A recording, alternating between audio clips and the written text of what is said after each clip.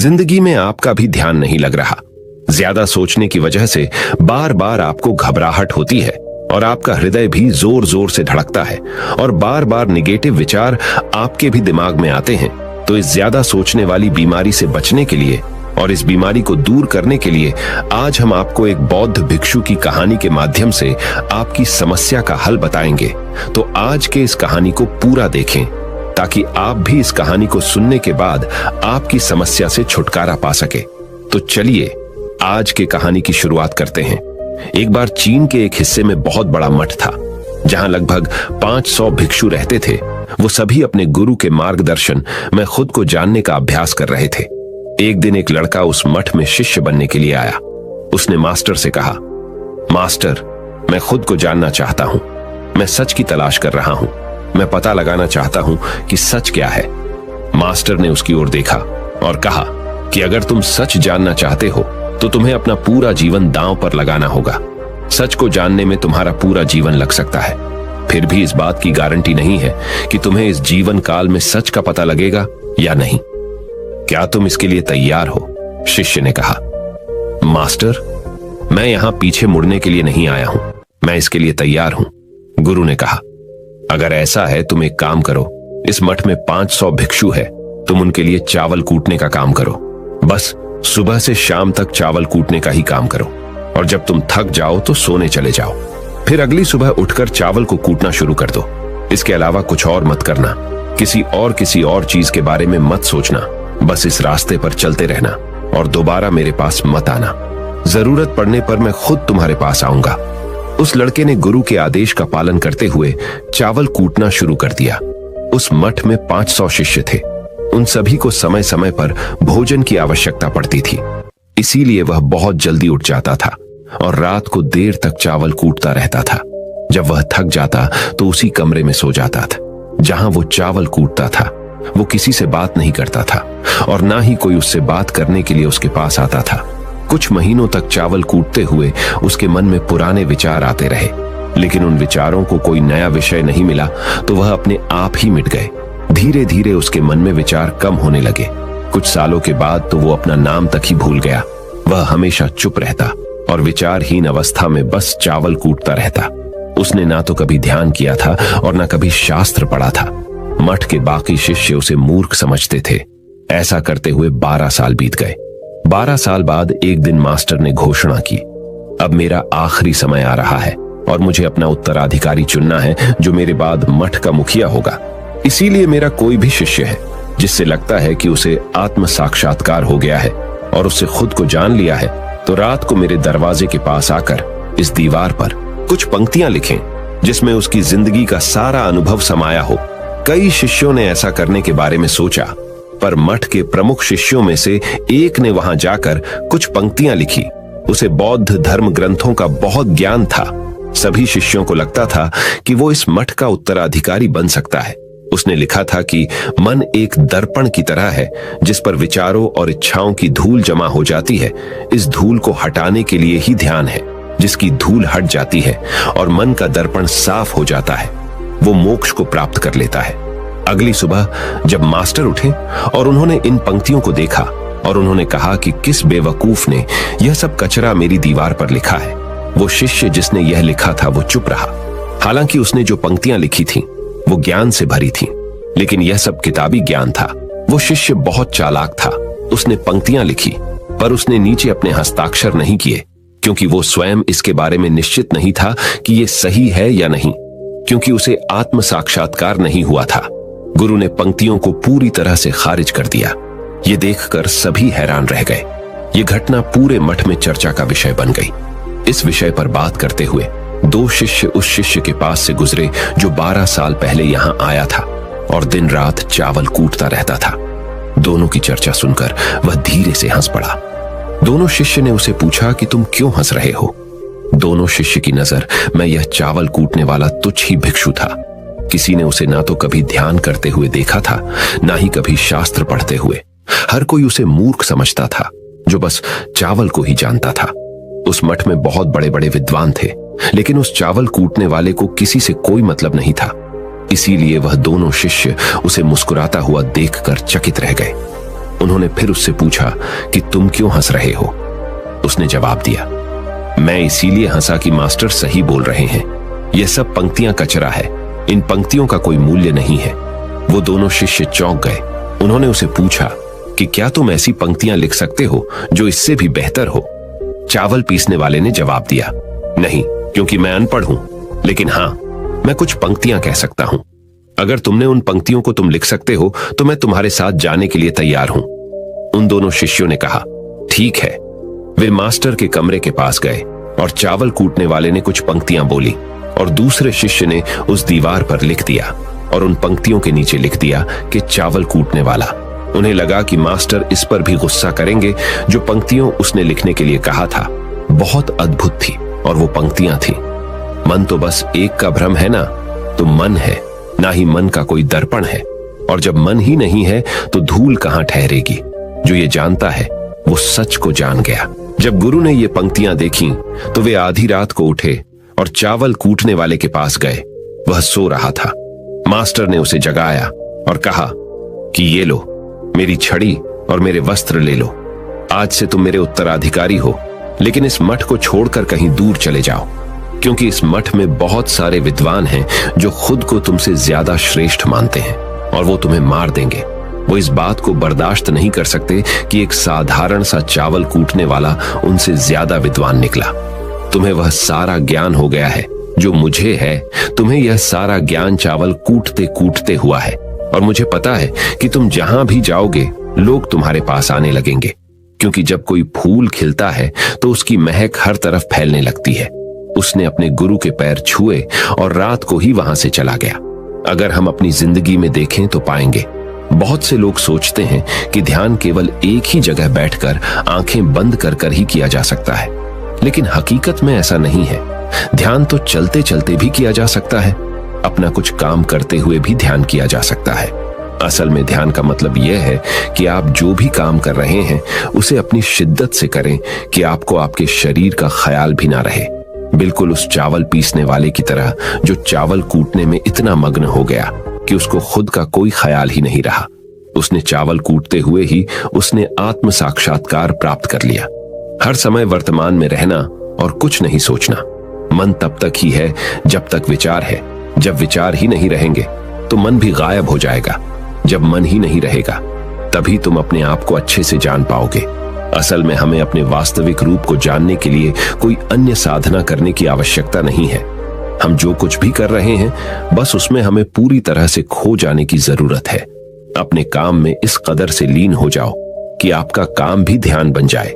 ज्यादा सोचने वाले लोगों के लिए दूसरी रहस्यमयी कहानी अब हम आपको बताएंगे, तो चलिए कहानी की शुरुआत करते हैं।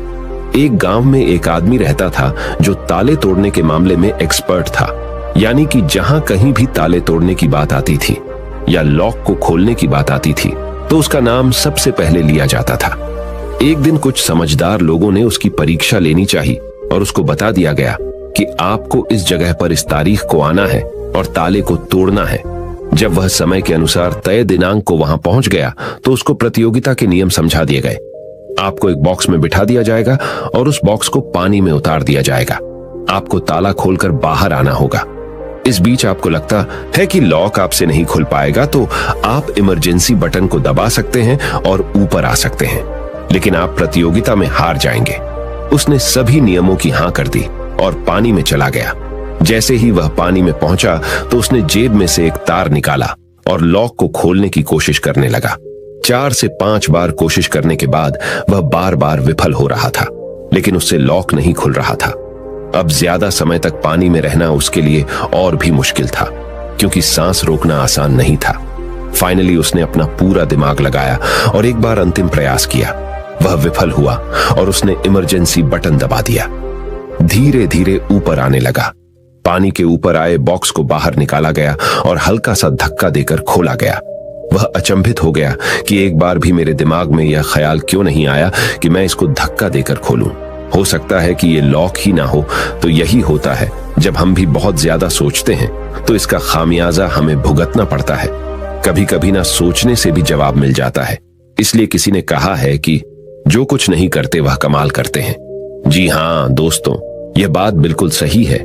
कभी कभी दिमाग को जब हम शांत रखते हैं और ठंडे दिमाग से सोचने की कोशिश करते हैं तो हमें बेहतर समाधान मिल जाता है।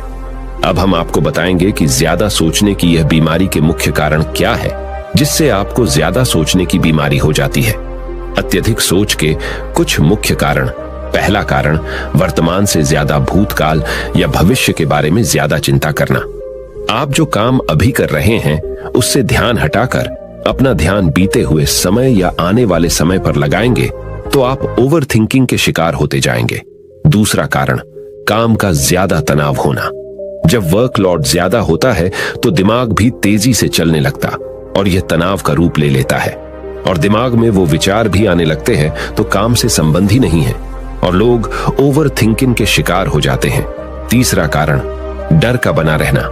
जब व्यक्ति के अंदर डर होता है, जैसे नौकरी छूट जाने का डर, प्रमोशन न होने का डर, काम में असफल हो जाने का डर, पैसे न मिलने या डूब जाने का डर, व्यक्ति इस डर को लेकर कल्पना करता रहता है। भले ही ऐसा न होने वाला हो, लेकिन धीरे धीरे यह डर उसे जरूरत से ज्यादा सोचने पर मजबूर कर देता है। चौथा कारण, कॉन्फिडेंस की कमी। जब व्यक्ति में किसी काम को करने के प्रति उलझन बनी रहती है तो कॉन्फिडेंस कम होता जाता है, जिसके चलते नकारात्मक विचार दिमाग को घेरना शुरू कर देते हैं और व्यक्ति ज्यादा सोचना और चिंता करना शुरू कर देता है। पांचवा कारण, चीजों के बारे में सकारात्मक से ज्यादा नकारात्मक विचार। जब व्यक्ति छोटी छोटी बातों के नकारात्मक पहलू के बारे में ज्यादा सोचना शुरू कर देता है तो धीरे धीरे व्यक्ति ओवर थिंकिंग का शिकार होता जाता है। क्या ओवर थिंकिंग यानी अत्यधिक सोच से छुटकारा पाया जा सकता है? तो इसका जवाब है जी बिल्कुल। ओवर थिंकिंग यानी अत्यधिक सोच से छुटकारा पाया जा सकता है, हालांकि थोड़ा समय लग सकता है, लेकिन यदि आप नीचे दिए स्टेप्स को फॉलो करते हैं तो आप ओवर थिंकिंग की प्रॉब्लम से यकीनन छुटकारा पा सकते हैं। तो आइए जानते हैं कि ओवर थिंकिंग की समस्या से छुटकारा कैसे पाएं। ओवर थिंकिंग यानी अत्यधिक सोच से छुटकारा पाने के उपाय। ये सब जानते हैं कि पहले विचार दिमाग में आता है, फिर वो क्रिया का रूप लेता है। हमें कोई भी काम सोच समझकर करना बहुत जरूरी है, पर किसी काम को लेकर जरूरत से ज्यादा सोचना और वो बातें भी सोचना जो काम से संबंधित नहीं है, आपको और आपके काम दोनों को नुकसान पहुंचाता है। तो थिंकिंग प्रॉब्लम नहीं है, बल्कि ओवर थिंकिंग प्रॉब्लम है और इसे कम करना जरूरी है। तो आइए जानते हैं ओवर थिंकिंग यानी अत्यधिक सोच से छुटकारा या कम करने के उपायों का। पहला उपाय, स्वीकार करें कि आप जरूरत से ज्यादा सोचते हैं। इस बात को मन से स्वीकार करें कि आप ज्यादा सोचते हैं और आपको ऐसा नहीं करना है। जब आप इस बात को स्वीकार कर लेंगे तो आप इससे छुटकारा पाने के लिए अपने आप को तैयार कर लेंगे। आप ओवर थिंकिंग को लेकर जागरूक हो जाएंगे।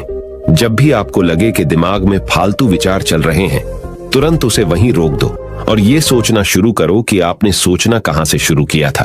तब आपको मालूम होता जाएगा कि आप कितनी फालतू की बातें सोचकर अपना समय और शक्ति बर्बाद कर रहे हैं। दूसरा उपाय, हमेशा सकारात्मक सोचने की कोशिश करें। क्या गलत हो सकता है कि जगह क्या अच्छा हो सकता है। सोचें। नकारात्मक विचार डराते हैं और आपका दिमाग चिंता से दौड़ने लगता है। जब आप उन नकारात्मक चीजों पर ध्यान केंद्रित करने लगते हैं जो कही हो गई, तो तब आप दिमाग के गुलाम हो जाते हैं। लेकिन जब आप सकारात्मक रूप से सोचते हैं तो दिमाग आपका गुलाम होता है। सकारात्मक रहने का मतलब यह नहीं है कि आप चीजों के सिर्फ एक पहलू को देखें, बल्कि सही और गलत दोनों पहलुओं को देखना जरूरी है। पर केवल नकारात्मक सोचना या ज्यादा नकारात्मक विचार आपको अनुचित सोचने पर मजबूर कर देते हैं। तीसरा उपाय, योग, ध्यान और व्यायाम करें। योग, ध्यान और व्यायाम मस्तिष्क और शरीर को स्वस्थ रखते हैं। ध्यान काफी लाभदायक है, इसे अपने जीवन का हिस्सा बनाएं। चौथा उपाय, वर्तमान क्षण में जीने की कोशिश करो। कभी कभी लोग बीती हुई बातों या घटना के बारे में ही सोचते रहते हैं और तनाव में आ जाते हैं। इसी प्रकार जो समय आने वाला है उसे लेकर भी इतनी चिंता करते हैं कि तनाव में रहते हैं। तनाव में दिमाग हावी हो जाता है और फालतू बातें सोचने लगता है। जो समय बीत गया है उससे सीख लो, जो आने वाला है उसकी तैयारी करो। लेकिन यह आप तभी कर सकते हैं जब आप वर्तमान में रहें। इसलिए आप जो अभी कर रहे हैं तो पूरा ध्यान उसी पर लगाओ। पांचवा उपाय, जो बात आपको परेशान कर रही है उसे लिख लें। आपके सोचने के तरीके और आपके महसूस करने के तरीके के बीच एक मजबूत संबंध है। आपके सोचने का तरीका आपकी भावनात्मक स्थिति को प्रभावित करता है और आपकी भावनात्मक स्थिति आपके सोचने के तरीके को प्रभावित करती है। तो जो बात आपको परेशान कर रही है उसे लिख लें। अब उस बात के बारे में यह लिखें कि यह आपको क्यों परेशान कर रही है। अब अपने आप से प्रश्न करें कि क्या इस समस्या का हल परेशान रहना है। यदि नहीं तो उसका हल ढूंढे, और यही इसका कोई हल नहीं है तो परेशान रहने और सोचते रहने से क्या होगा। जब धीरे धीरे आप ऐसे करेंगे तो इस चीज की आपको आदत पड़ी ढहती जाएगी और आप अनावश्यक सोचना बंद कर देंगे। छठा उपाय, अपनी भावनाओं का नियंत्रण रखो। भावनाओं पर नियंत्रण रखने का मतलब यह बिल्कुल भी नहीं है कि आप अपनी भावनाओं को दबाएं, लेकिन आपको अपनी भावनाओं पर नियंत्रण रखना होगा। जब आप अपनी भावनाओं पर नियंत्रण रखते हैं तो हकीकत को देख पाते हैं। अनियंत्रित भावनाएं दिमागी विचारों को बेफजूल गति प्रदान करती हैं। सातवां उपाय, चिंता नहीं चिंतन करें। चिंता ओवरथिंकिंग को जन्म देती है और चिंतन क्रिएटिविटी को जन्म देता है। फालतू सोचने की जगह कोई कहानी, कोई लेख, कविता या कुछ रचनात्मक सोचें। आठवां उपाय, अपने पसंद की चीजें करें। जब भी आप फ्री हो तो कोई भी ऐसा काम करो जिसे करना आपको अच्छा लगता हो। किताबें पढ़ें, गाने सुने, गाने गाएं, घूमने जाएं। यदि आपके घर में बच्चे हैं तो बच्चों के साथ खेलें। अपने दोस्तों से साथ समय व्यतीत करें। नौवां उपाय, अपना सर्वश्रेष्ठ स्वीकार करें। जब आप ज्यादा सोचते हैं तो न चाहते हुए भी आप नकारात्मक बातें सोचते हैं और अपने आप को औरों से कम आंकने लगते हैं। याद रखें, कोई भी परफेक्ट नहीं होता जो आप हैं। आप जैसा कोई नहीं है। लोग क्या कहते हैं इस पर ध्यान देने की बजाय अपना सर्वश्रेष्ठ स्वीकार करें, अपने ज्ञान को बढ़ाते रहें और पॉजिटिव रहें। 10वां उपाय, मन को शांत रखें। आधुनिक जिंदगी भाग दौड़ा और तनाव भरी है। अधिकतर लोगों के साथ तनाव में बने रहना इतना सामान्य हो जाता है कि उन्हें इस बात का पता ही नहीं चलता कि धीरे धीरे तनाव उनके मानसिक और शारीरिक स्वास्थ्य पर बुरा प्रभाव डाल रहा है। जब मन अशांत होता है तब नकारात्मक और बेफिजूल के विचार हमारे दिमाग में घर करने लगते हैं। यदि आप ओवरथिंकिंग से छुटकारा पाना चाहते हैं तो अपने मन को शांत रखें। आपके सोच को बदल देने वाली 3 कहानियां अभी हम आपके सामने प्रस्तुत कर रहे हैं, तो इसे ध्यान से सुने। यह आपकी जिंदगी बदल लेंगी। पहली कहानी, चमकीले नीले पत्थर की कीमत। एक शहर में बहुत ही ज्ञानी प्रतापी साधु महाराज आए हुए थे। बहुत से दीन दुखी परेशान लोग उनके पास उनकी कृपा दृष्टि पाने हेतु आने लगे।